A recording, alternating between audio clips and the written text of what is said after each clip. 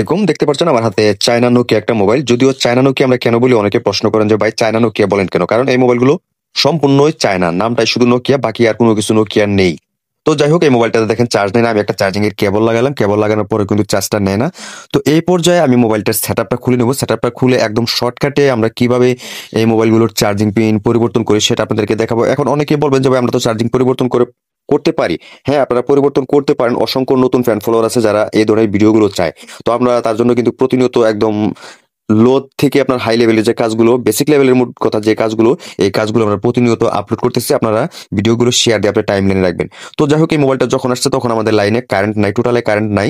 তো হট গানটা চালানো যাচ্ছিল না আইপিএস দিয়ে। তো আমি এই পর্যায়ে দেখেন একদম সম্পূর্ণ তাতালের সাহায্যে এই মোবাইলটার চার্জিং পিন পরিবর্তন করব। অনেকে এখন আবার অবাক হবেন যে ভাই তাতাল দিয়ে আপনি কিভাবে চার্জিং এর পিন পরিবর্তন করবেন? আমি আপনাদেরকে দেখাচ্ছি। আপনারা শুধু ভিডিওটা কন্টিনিউ করে দেখে যান কিভাবে শর্টকাটে তাতাল দিয়ে আমি এই চার্জিং এর পোর্টটা পরিবর্তন করব।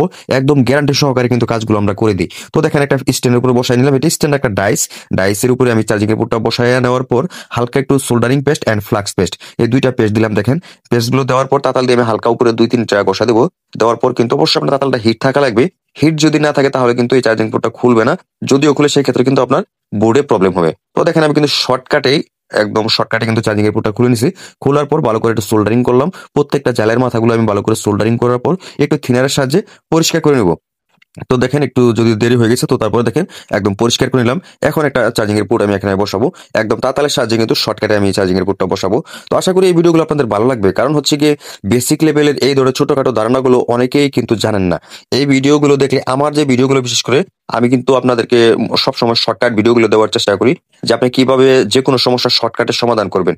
তো দেখেন আমি কিন্তু কথা বলতে বলতে অলরেডি কিন্তু চার্জিং এর পোর্টটা কিন্তু বসাই দিছি।